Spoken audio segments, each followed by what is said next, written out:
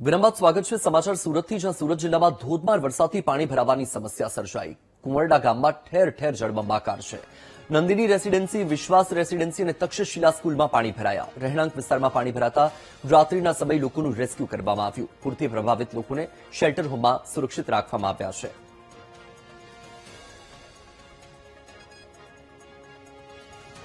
સુરતમાં વરસાદી વાતાવરણના પગલે ઠેર ઠેર જળબંબાકારની પરિસ્થિતિ સર્જાઈ છે.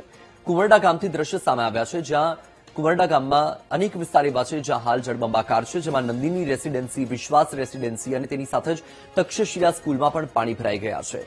રાત્રિના સમયે જ લોકોનું રેસ્ક્યુ કરવાની ફરજ પડી હતી. રહેણાંક વિસ્તારમાંથી પાણી ભરાતા રાત્રિના સમયે જ લોકોનું રેસ્ક્યુ કરીને તમામ લોકોને શેલ્ટર હોમમાં સુરક્ષિત રીતે ખસેડી દેવામાં આવ્યા.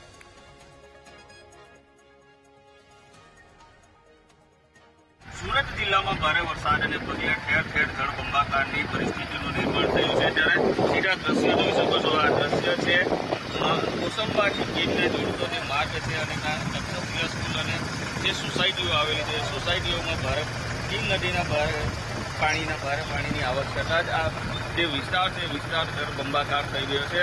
લોકો જીવના જોખમે બહાર નીકળી રહ્યા છે. ત્યારે જે પોલીસ ખાડી પગે અહીં બંદોબસ્તમાં ઊભી છે, તેઓ લોકોને બચાવવાની પણ પ્રયાસ કરી રહ્યા છે અને જે લોકો છે તેઓને પણ ઘરમાં બેસી રહેવાની તંત્ર દ્વારા સૂચના આપવામાં આવી છે. ત્યારે આપણી સાથે જે ગામના તલાટી છે તેમની સાથે આપણે વાત કરીશું. જે આપનું નામ અને શું પરિસ્થિતિ છે કુંવરડા ગામની?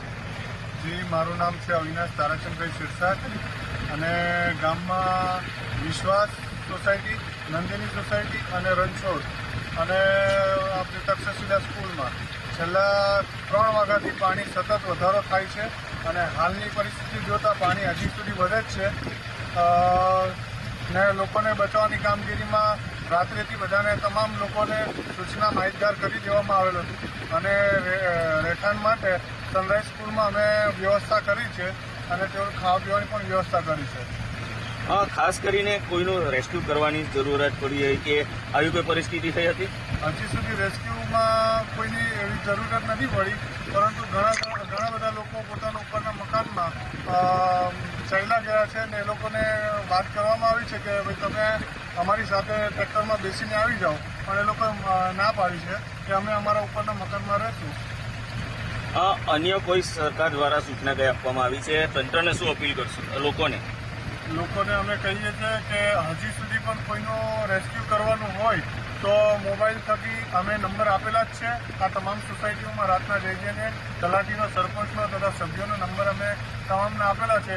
એટલે એમને કીધું છે કે ફોન કરીને તમે અમને જાણ કરો એટલે અમે એ ખડે પગે જ છીએ. તમે બોલાવશો તો અમે આવી જશું લેવા માટે. જે ચોક્કસથી કે તંત્ર દ્વારા પણ લોકોને સૂચના આપી દેવામાં આવી હતી. ત્યારે આ જે તલાટી અને ગ્રામ પંચાયતના સરપંચ સહિતના જે સભ્યો સહિતની જે ટીમ છે તેઓ પણ અહીં સતત ખડે પગે અને લોકોના સંપર્કમાં રહી અને જે લોકો ફસાયા.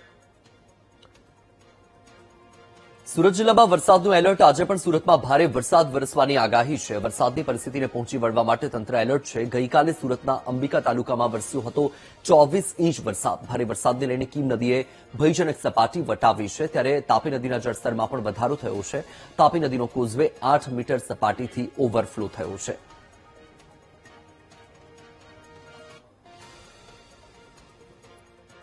સુરત સહિત સમગ્ર જિલ્લામાં બીજા દિવસે પણ જે છે તે ભારે વરસાદ પડવાની આગાહી કરાઈ છે અને તેને લઈને રેડ એલર્ટ જાહેર કરાયું છે. ત્યારે સુરત સહિત સમગ્ર જિલ્લામાં કઈ રીતની પરિસ્થિતિ રહેવા પામી રહી છે તેને લઈને નાયબ મામલતદાર ડિઝાસ્ટર મેનેજમેન્ટ આપણી સાથે જોડાયા છે, તેઓની સાથે વાત કરીશું.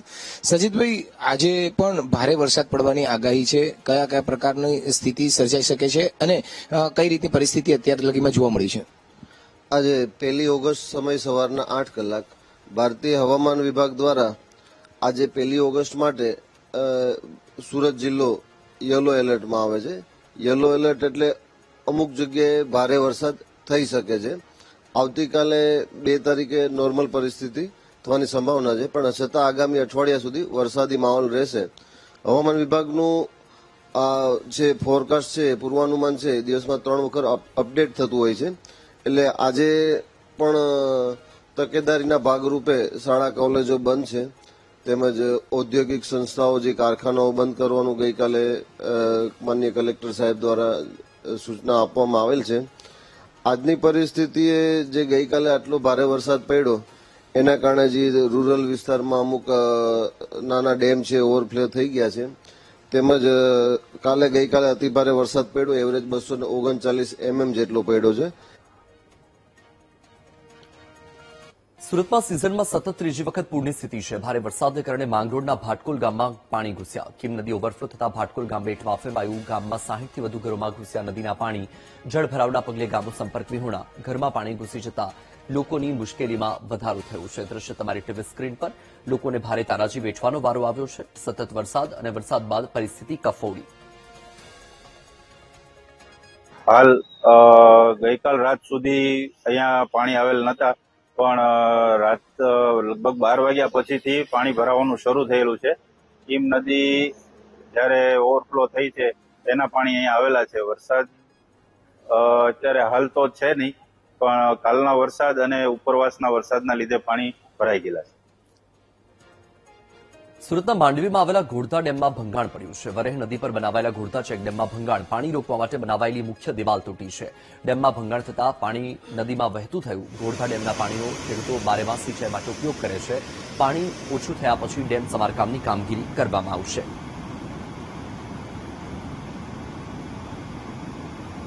તો આ દ્રશ્ય તમારી ટીવી સ્ક્રીન પર તમે જોઈ રહ્યા છો. હાલ વરસાદી વાતાવરણ છે અને વરસાદી વાતાવરણની વચ્ચે આ જે અહેવાલ પ્રાપ્ત થયા છે, ચેકડેમમાં ભંગાણ પડ્યું છે. ઘોડધા ડેમના આ દ્રશ્યો છે, જ્યાં મુખ્ય જે દિવાલ છે એ દિવાલ તૂટી ગઈ છે. એક્સક્લુઝિવ દ્રશ્યો વીટીવી ન્યૂઝ આપને બતાવી રહ્યું છે. હાલ વરસાદની પરિસ્થિતિ વચ્ચે આ ડેમનું સમારકામ થાય તેવી શક્યતા નથી.